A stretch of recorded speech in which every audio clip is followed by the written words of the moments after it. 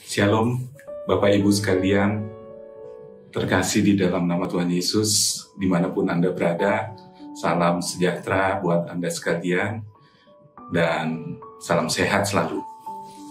Izinkan pada pagi hari yang berbahagia ini, saya menyapa saudara-saudara kita yang berada dimanapun berada, ada di rumah, ada di Surabaya, di kota, maupun di daerah-daerah lain, yang bisa mendengarkan firman pada pagi hari ini. Bapak Ibu, ada satu hal yang kata yang tepat menurut saya yang saat ini kita bisa sampaikan, bahwa kesehatan itu kelihatannya penting banget sekarang ini. Banyak kita ketahui di media massa, di media sosial, kita dapat informasi-informasi dari TV dan lain-lain, bahwa walaupun kita punya uang, tetapi ternyata kita tidak bisa berbuat apa-apa, dan uang itu tidak kita bisa bawa. Bahkan banyak pengusaha-pengusaha yang meninggalkan kita, yang meninggal karena pandemi ini.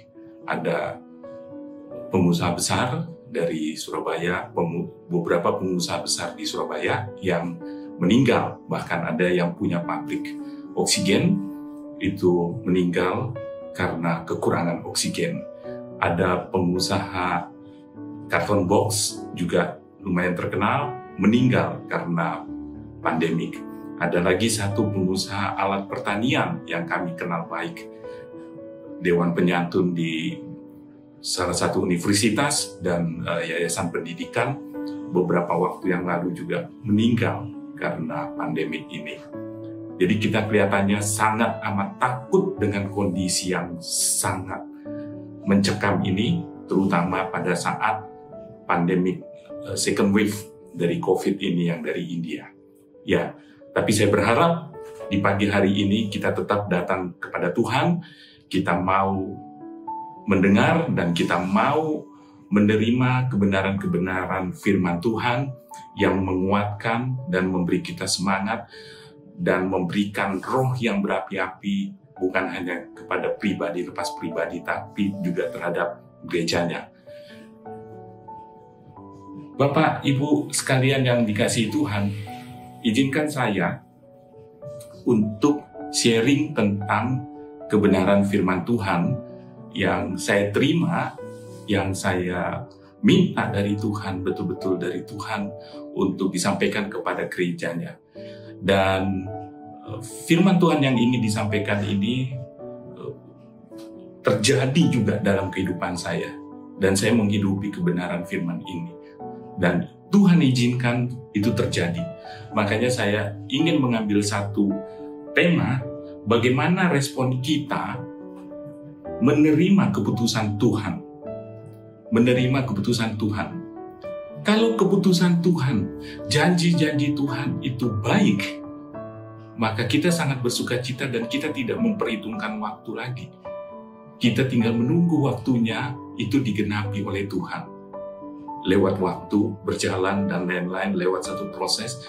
Dan janji Tuhan itu selalu ya dan amin, dan selalu baik pada akhirnya.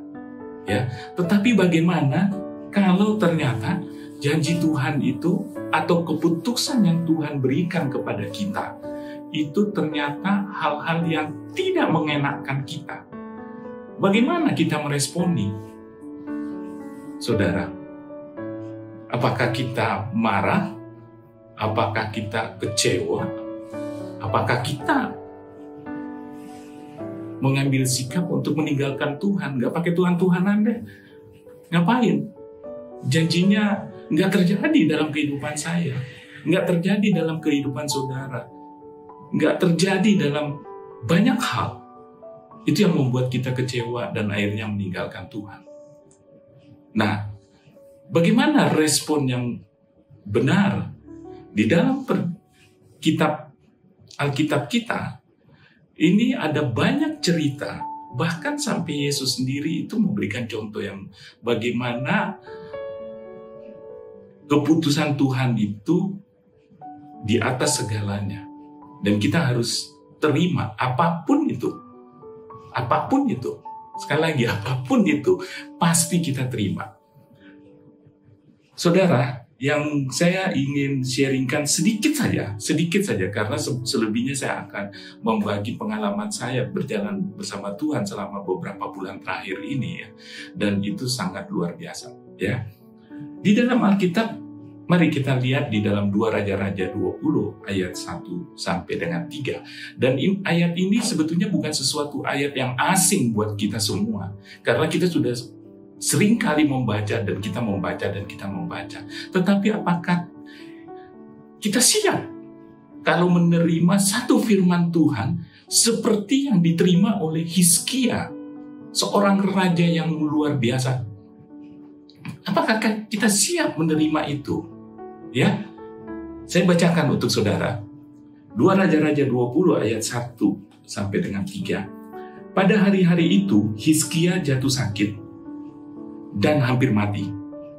Lalu datanglah Nabi Yesaya bin Amos dan berkata kepadanya, beginilah firman Tuhan, sampaikanlah pesan terakhir kepada keluargamu, sebab engkau akan mati, tidak akan sembuh lagi. Bapak Ibu, pesan Tuhan ini berat loh. Dan rasa-rasanya kita nggak siap. Kalau bisa ini tidak terjadi dalam kehidupan kita gitu. Janganlah ada pesan-pesan Tuhan yang seperti ini gitu. Besok kita mati. Sekarang aja kita nggak tahu kondisi keluarga kita, istri, anak-anak, adik, kakak, orang tua, ayah, ibu, tetangga kita, teman-teman baik kita di dalam satu komunitas, itu bisa tiba-tiba meninggal dalam keadaan pandemik seperti ini. Apalagi kalau misalnya pada saat kita di rumah sedang merenung, sedang minum kopi, tiba-tiba ada malaikat Tuhan datang dan menyampaikan, sampaikanlah pesan terakhir kepada keluargamu, sebab engkau akan mati, tidak akan sembuh lagi. Kalau kita dalam keadaan sakit-sakit seperti Hizkia ini, mungkin kita sudah pesan-pesan, sudah buat surat warisan lah, surat apalah, pernyataan dengan notaris dan lain-lain, sudah bagi-bagi aset lah, sudah bagi-bagi harta lah ke A, ke B, ke C, ke anak-anak kita, kepada keluarga kita, begitu ya. Tetapi bagaimana kalau itu tiba-tiba?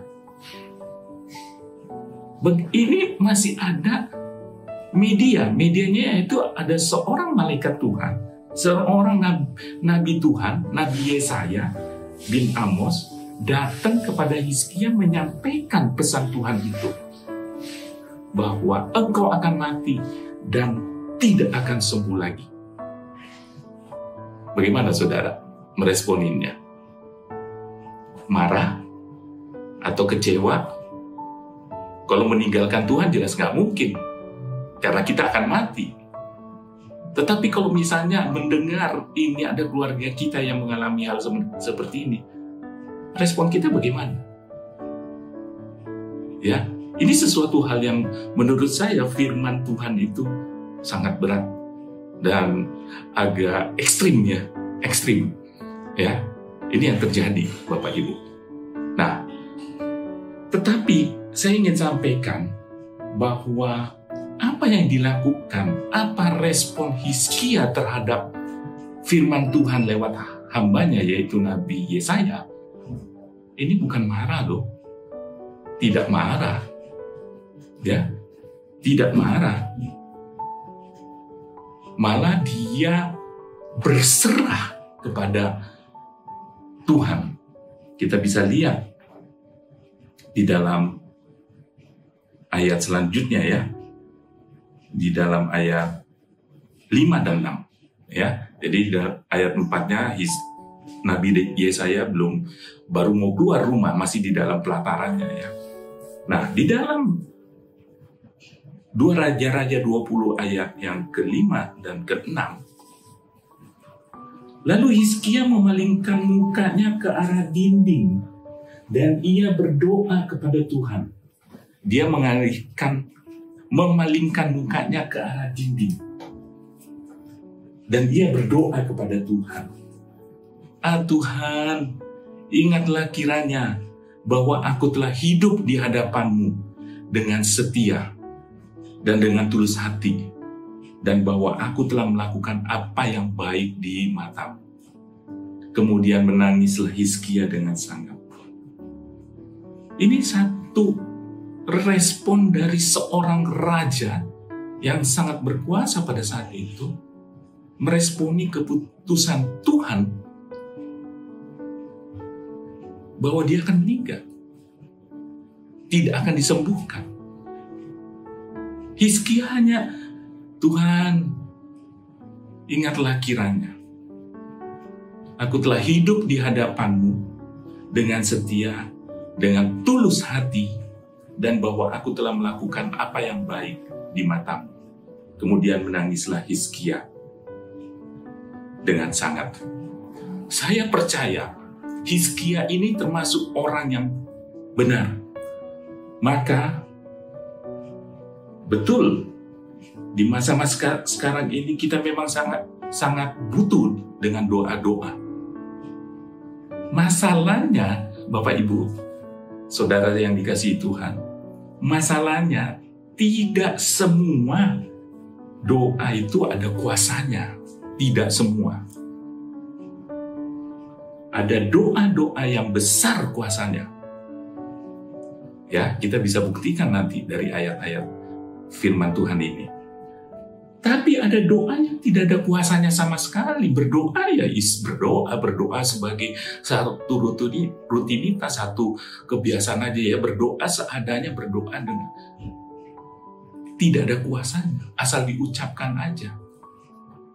Bahkan ada doa yang bisa mendatangkan murka Tuhan.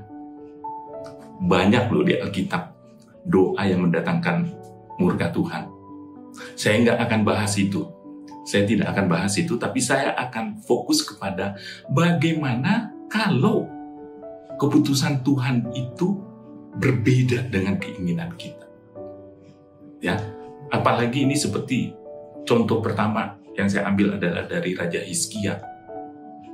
Ya. Nah, kira-kira apa yang menyebabkan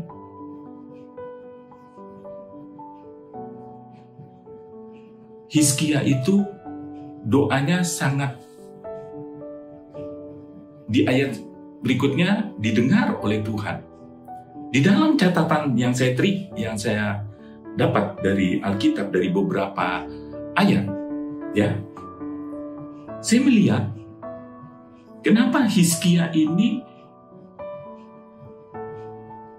mengatakan bahwa dia hidup setia, tulus hati, dan telah melakukan apa yang baik di mata Tuhan.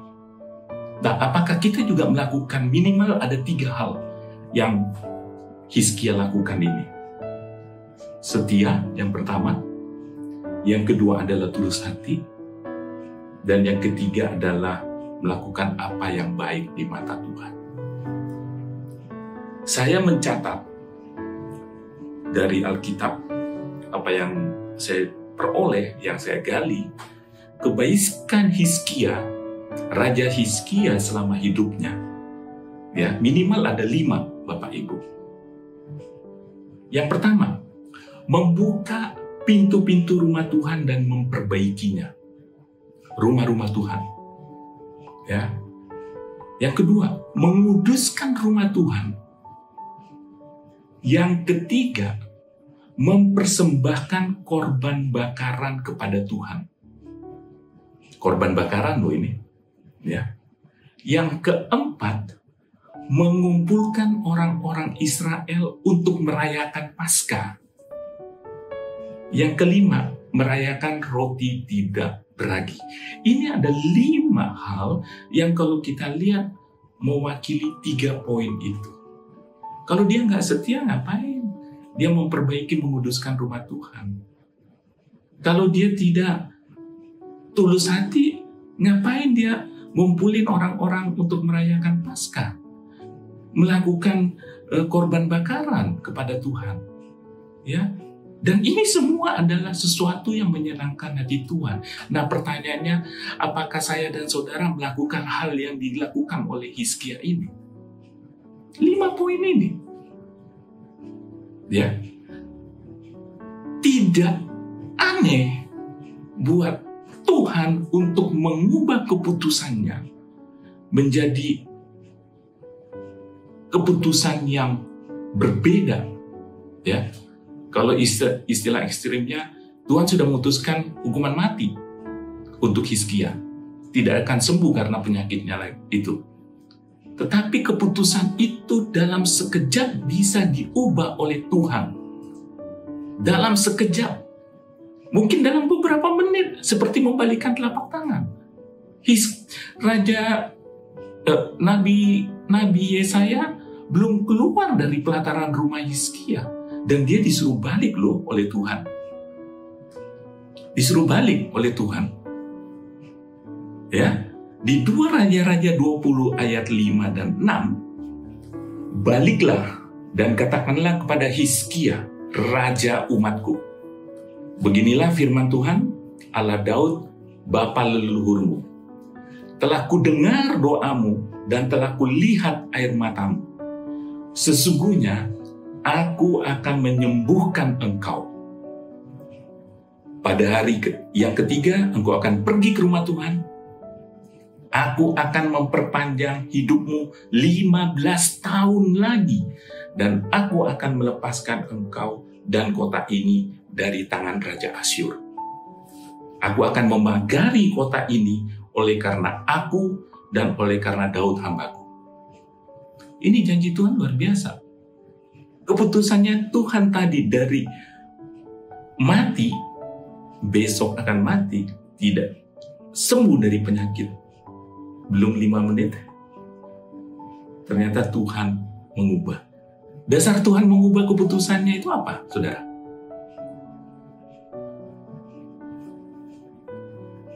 Ini, telah ku dengar doamu, dan telah kulihat air matamu. Maka kita percaya dalam Yakobus 5 ayat 16b, doa orang yang benar bila dengan yakin didoakan sangat besar kuasanya. Ini yang dahsyat. Doa orang yang benar bila yakin didoakan sangat besar kuasanya. Apakah kita termasuk orang-orang yang benar itu, saudara? Sehingga Tuhan bisa mengubah keputusannya kepada siapapun, kepada saya, kepada saudara, kepada siapapun anggota keluarga kita. Apakah kita termasuk orang yang benar? Melakukan sesuatu yang setia, melakukan sesuatu itu dengan tulus hati, melakukan yang baik di mata Tuhan. Banyak orang yang melakukan hal yang baik di hadapan manusia, tapi bukan di hadapan Tuhan. Banyak sekali. Ya. Bukan hanya di pribadi lepas pribadi, di depan gereja pun banyak yang kelihatannya ya, tetapi begitu dalam kehidupan bersosialisasinya sangat luar biasa berbeda. Nah, apakah kita seperti Hizkia melakukan sesuatu yang sangat bisa mengubahkan keputusan Tuhan? Bagaimana dengan doa dan tangisan itu bisa mengubah keputusan? Tuhan mengubah keputusannya karena Tuhan mendengar doa Hizkia itu dan tangisannya. Di dalam doa Hizkia tersebutlah yang mengubah keputusan Tuhan.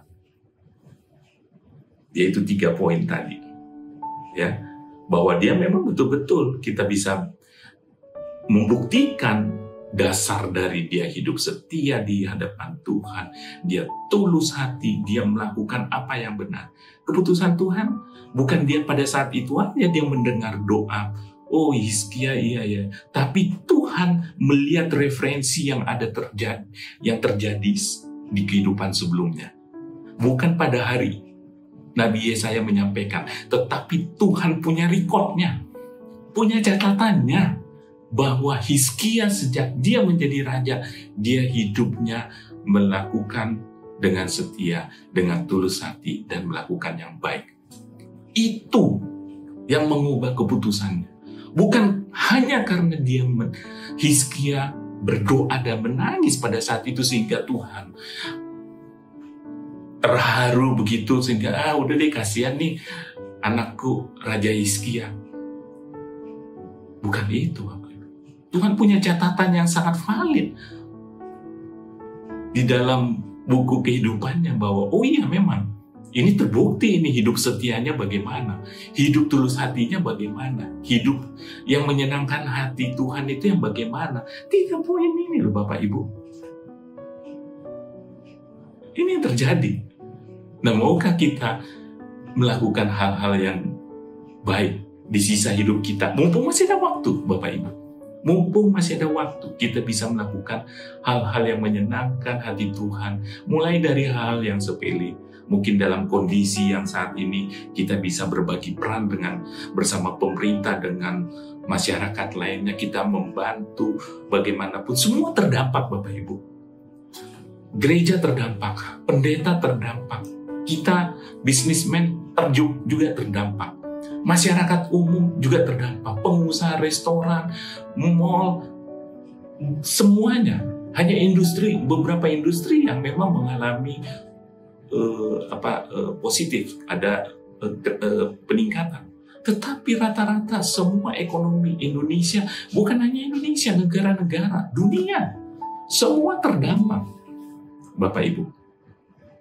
Nah, tetapi apakah kita tetap mau melakukan sesuatu yang kita bisa percaya kepada Tuhan bahwa, oh iya Tuhan, aku masih punya waktu yang sisa dan aku mau melakukan hal-hal yang menyenangkan hatimu. Aku mau tetap setia, aku mau tulus hati. Kata kuncinya cuma ini, saudara. Dan ini sangat dahsyat. Makanya di Yakobus 5 ayat 16b itu, Hizkia termasuk orang yang benar karena doanya didengar oleh Tuhan. Itu yang punya kuasa. Itu yang punya kuasa mengubahkan keputusan Tuhan. Ya, meresponnya dengan baik, dengan berserah, dengan bersyukur, tetapi doanya betul-betul berkuasa. Mau nggak kita seperti itu, Bapak Ibu? Ya.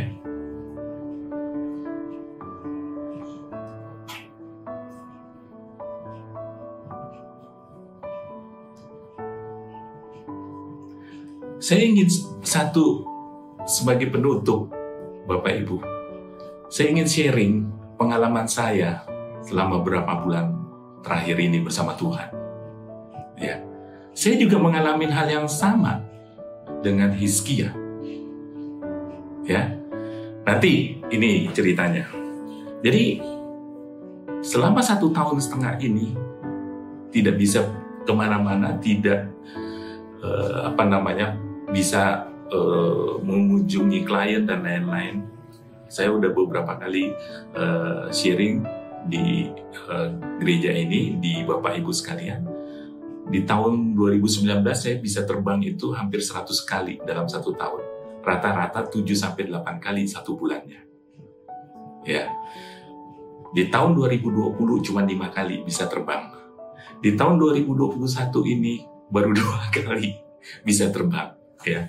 Nah, ternyata di Maret 2021 kemarin, karena selama ini juga aktivitas sangat menurun, saya berolahraganya tadinya berenang, tapi karena kolam renang ditutup, jadi saya hanya sepedaan,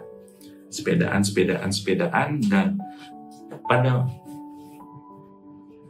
Maret itu saya sepedaan, tapi merasakan tidak seperti biasanya.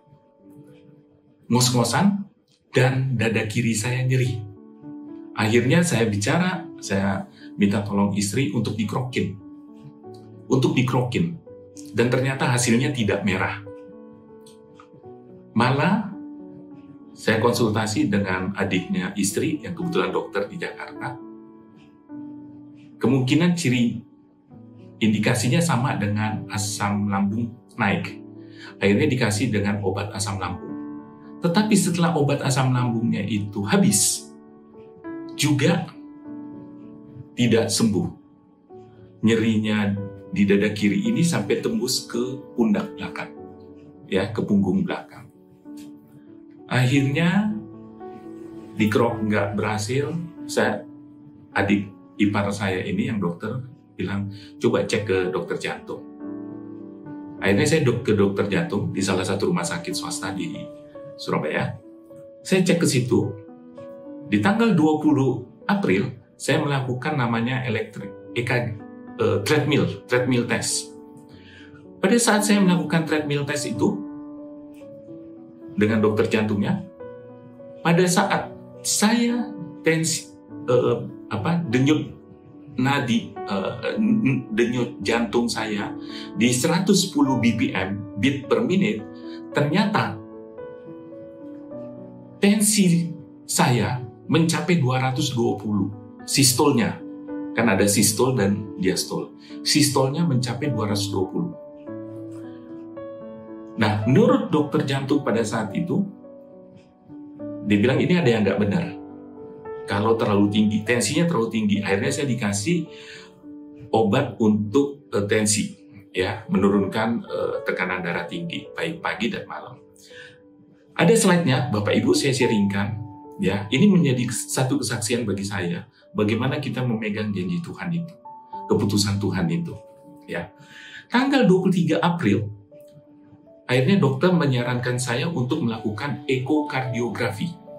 Ekokardiografi itu adalah seperti USG jantung. Jadi jantung saya di USG itu untuk mendengar dan mengetahui irama jantung saya. Ternyata irama jantung saya, ya, Bapak Ibu bisa lihat di slide, ya, ada 2 foto di situ, waktu 20 April dan 23 April. Saya irama jantungnya masih oke, baik-baik aja. Dokternya jadi bingung antara treadmill test dengan ekokardiografi saling berbeda. Treadmillnya menyatakan tensinya tinggi karena waktu beat per menitnya tinggi, tensi sudah tinggi. Sedangkan irama jantungnya pada saat ekokardiografi oke, normal aja. Akhirnya dokter menyarankan saya untuk melakukan darah lengkap, cek darah lengkap, baik puasa maupun biasa tidak puasa. Nah, pada saat hasil minggu depannya saya ambil puasa itu, ternyata semuanya kondisi saya, darah saya, mulai SGOT saya, itu semuanya dalam keadaan normal. Tidak ada asam urat, tidak ada kolesterol, tidak ada gula, semua secara detail, ya, itu semuanya normal, semuanya oke-oke aja. Ada kalium saya kurang sedikit, kurang 0,4 miligram kalau nggak salah, kurang sedikit kaliumnya, 0,4. Akhirnya setelah cek darah lengkap tidak ada yang mencurigakan, dokter menyarankan untuk melakukan lagi namanya calcium score scan, CT scan. Minggu depannya lagi, ini tadinya April 20 April, 23 April, 27 Aprilnya, kemudian masuk bulan Mei, saya mulai melakukan yang namanya CT scan. Nah, di CT scan itu untuk menunjukkan kalsium skor yang menghambat pembuluh darah yang ke jantung. Nah, ternyata di dalam 2 minggu kemudian, saya menerima hasil CT scan itu, ternyata memang kelihatan sekali bahwa di rata-rata angka CT scan saya itu lebih tinggi daripada yang normal. Berarti ada kalsium yang menyumbat di beberapa pembuluh darah menuju jantung. Nah, Bapak Ibu, ini yang ingin saya sampaikan, bahwa akhirnya saya diminta untuk melakukan kateter. Kateter itu adalah memasukkan cairan kontras lewat tangan kanan, ini masih ada bekasnya. Tangan kanan dimasukkan kontras dan nanti lewat monitor itu kita bisa lihat di mana yang terjadi penyumbatan atau bermasalah. Di pembuluh darah mana yang bermasalah itu kelihatan di monitor, dan itu kita sadar bisa melihat semua. Akhirnya pada tanggal 6 Juli saya di kateter, ya, di kateter. Tetapi yang saya mau ingin sampaikan hampir sama dengan kejadian Hizkia, bahwa setelah saya melakukan treadmill, saya melakukan ekokardiografi, saya melakukan cek darah lengkap, saya melakukan CT scan, dan saya masih nyeri di dada saya berdoa sama Tuhan, bahwa Tuhan, Engkau Allah yang baik, Engkau Allah yang menyembuhkan, Engkau Allah yang dahsyat, dokter di atas segala dokter. Dan saya doakan itu setiap malam bersama keluarga saya, bersama istri dan anak-anak saya. Pada saat pagi, pada saat saya menyembah Tuhan, bangun saya berdoa bahwa saya semuanya sehat. Organ-organ saya semuanya sehat.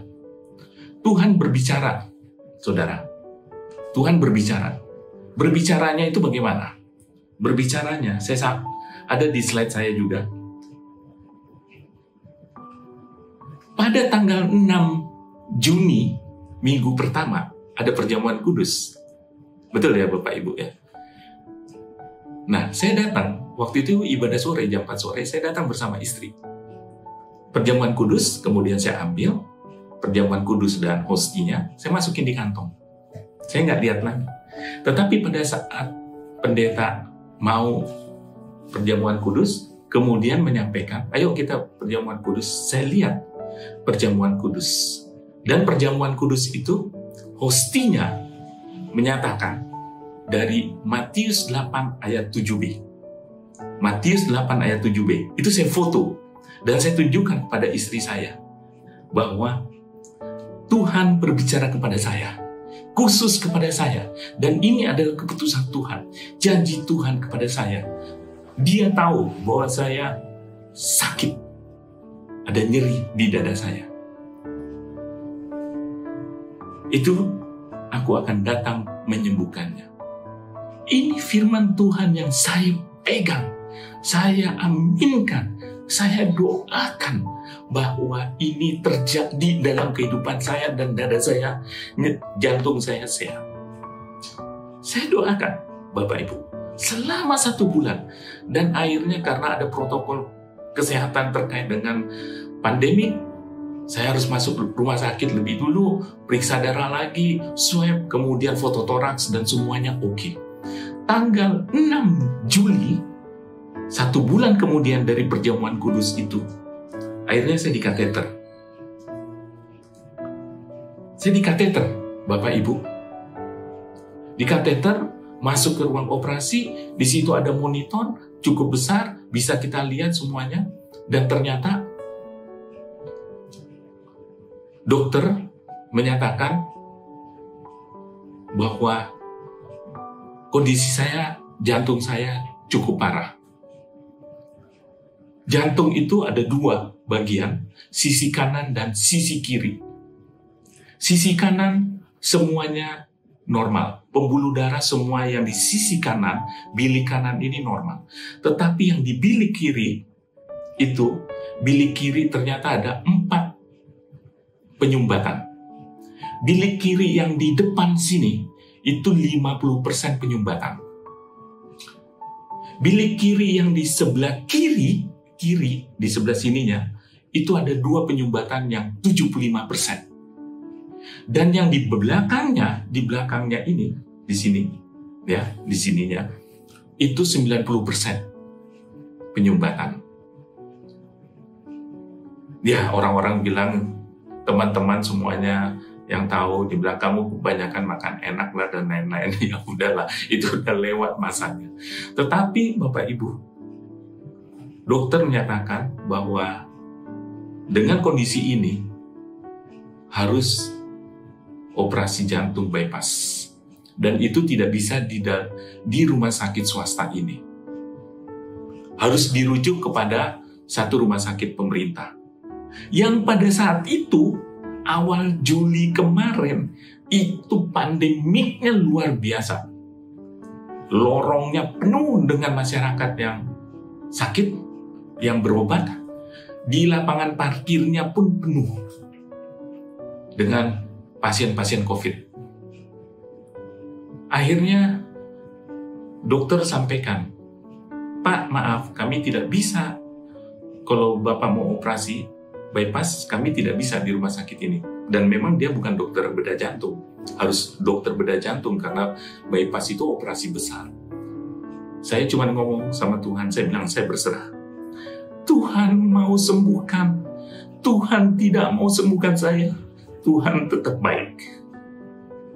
Tuhan tetap baik. Dan saya sudah megang janji Tuhan. Tuhan akan datang untuk menyembuhkan saya. Tuhan akan datang untuk menyembuhkan saya. Saya percaya. Akhirnya istri saya dipanggil masuk. Dipanggil masuk ke ruang operasi, bicara sama dokter bahwa kondisinya cukup parah. Disampaikan kepada dokter, "Dok, keputusan yang terbaik bagaimana? Karena kalau kita pindah ke rumah sakit pemerintah itu belum tentu waktunya bisa langsung dikerjakan. Belum tentu juga besok, lusa, 1 minggu kemudian mungkin kita harus menunggu. Nggak tahu sampai kapan dan nyerinya semakin menjadi." Akhirnya istri saya harus keluar menandatangani bahwa tidak bersedia untuk melakukan operasi bypass. Ya, saya bilang, "Dok, yang terbaik bagaimana?" Yang terbaik adalah ya pasang 1 ring di yang 90, penyumbatan yang 90% ini. Itu dilakukan, dipasang 1 ring, sedangkan yang 3-nya juga sementara. Siapa tahu, saya masih percaya bahwa janji Tuhan itu ya dan amin untuk saya. Memang pada saat itu, lewat tangan dokter, saya bisa dipasang 1 ring di jantung kiri saya untuk mengurangi. Dan sekarang saya merasa sehat banget. Saya sudah melakukan olahraga rutin lagi. Saya jalan kaki rata-rata sekitar 3-4 kilo, atau saya naik sepedaan dan sudah ngos-ngosan. Saya sudah nggak ngos-ngosan lagi, dan saya merasa tidurnya nyenyak dan makan harus lebih sehat lagi. Saya mulai merasa pulih kembali. Berat badan saya juga udah mulai normal 76. Sebelumnya mencapai 72 kilo. Itu kelihatan kurus sekali, muka saya lebih cekung dan lain-lain. Tapi saya mau percaya bahwa saya tidak komplain terhadap Tuhan. Tuhan, kenapa aku nggak disembuhkan? Kenapa aku dibiarkan beroperasi dalam keadaan yang tidak ada pekerjaan, dalam keadaan tidak ada klien, pengeluaran harus banyak? Apakah saya harus komplain? Tuhan sampai hari ini masih mencukupkan semuanya. Masih memberkati, memberikan makanan, memberikan kesehatan, melindungi istri anak-anak saya. Bukan itu yang kebaikan Tuhan untuk kita semua? Ada amin, Bapak Ibu? Saya masih percaya pada waktunya, seperti terjadi Hizkia, Tuhan menyembuhkan semua penyakit saya ini. Memberikan hidup yang lebih panjang. Amin, Bapak Ibu. Itu kesaksian saya, Bapak Ibu. Jadi, sebetulnya ada beberapa materi yang saya siapkan pada saat Pak Pendeta menghubungi untuk sharing, tetapi saya nggak tahu Tuhan menggerakkan saya untuk menyampaikan kebenaran ini, bahwa banyak di antara kita yang menerima janji Tuhan, banyak keputusan-keputusan Tuhan yang mungkin kelihatannya jelek di awal. Keputusan-keputusan Tuhan itu jelek di awal, tidak menyenangkan, tidak enggak ekstrim lah. Kita kemudian lupakan janji Tuhan. Kita nggak mau lagi beribadah, kita nggak mau lagi dengar firman, kita nggak mau lagi baca Alkitab, kita tidak mau ikut lagi, kita nggak mau ikut komsel, kita lupakan, bahkan kita melakukan banyak kejahatan, kita nggak setia kepada Tuhan. Padahal janji Tuhan itu ya dan amin. Bukan hari ini, bukan besok, bukan lusa. Pada harinya Tuhan, itu semua akan terjadi dan engkau akan diberkati. Amin Bapak Ibu. Engkau akan diberkati pada saat waktunya Tuhan. Nggak usah komplain. Tidak usah komplain. Terima, kita doakan sehingga itu betul-betul terjadi dalam kehidupan kita. Itu betul-betul terjadi dalam kehidupan kita, Bapak Ibu. Firman-Nya kita pegang, kita ucapkan, disembuhkan, diberkati. Anak Allah yang maha tinggi, anak raja yang maha tinggi, keluarga kita diberkati, pekerjaan kita diberkati, kehidupan kita ada sukacita dan sejahtera. Saya percaya Tuhan mendengar, karena kita ambil contoh Hizkia, bahwa dia mengucapkan dan dia menangis, dia mengalihkan ke tembok dan dia menangis, dia berseru kepada Tuhan, bahwa Tuhan ingatlah, kiranya aku sudah melakukan hal-hal yang setia. Aku melakukan dengan tulus hati. Aku melakukan banyak hal yang menyenangkan hati Tuhan. Dan seberapa banyak yang kita lakukan untuk kebaikan Tuhan. Seberapa banyak yang kita betul-betul tulus hati melakukannya. Seberapa banyak kita setia dengan Tuhan. Dalam banyak aspek. Kita ini masih kecil sekali untuk membalas kebaikan Tuhan. Itu Bapak Ibu. Saya berharap kejadian atau kesaksian saya ini boleh menjadi berkat bagi Bapak Ibu sekalian. Saya hanya ingin meresume apa yang tadi saya sampaikan menjadi berkat bagi Bapak Ibu Saudara sekalian di tempat ini, bahwa mari kita tetap berdoa ya, dan berseru kepada Tuhan. Kalau perlu menangis, memang kita menangis. Saya memang sering kalau itu mengalami sendiri, saya sungguh sangat terharu akan kebaikan-kebaikan Tuhan. Kalau kita sungguh-sungguh berdoa, melakukan hal-hal yang baik, berkenan, setia, dan dengan tulus hati, saya percaya Tuhan itu membalikan dan menjawab setiap doa yang kita naikkan kepadanya. Terima kasih, Tuhan memberkati Bapak Ibu sekalian. Saya ingin berdoa untuk Bapak Ibu sekalian. Terima kasih Tuhan, kami mengucap syukur Tuhan, biarlah apa yang kami sampaikan ini boleh menjadi berkat. Bukan karena kekuatan kehebatan kami sudah berbicara Tuhan, menyampaikan isi hati-Mu, biarlah itu jadi berkat bagi jemaat-Mu, sehingga nama-Mu tetap dipermuliakan. Terima kasih Tuhan, kami ingin memberkati Pak Pendeta, Gembala sidang di gereja ini Tuhan, biarlah kami serahkan mereka dalam perlindungan tangan-Mu. Engkau pakai keluarga ini Tuhan menjadi berkat bagi banyak orang Tuhan, bagi kota, bagi bangsa Tuhan.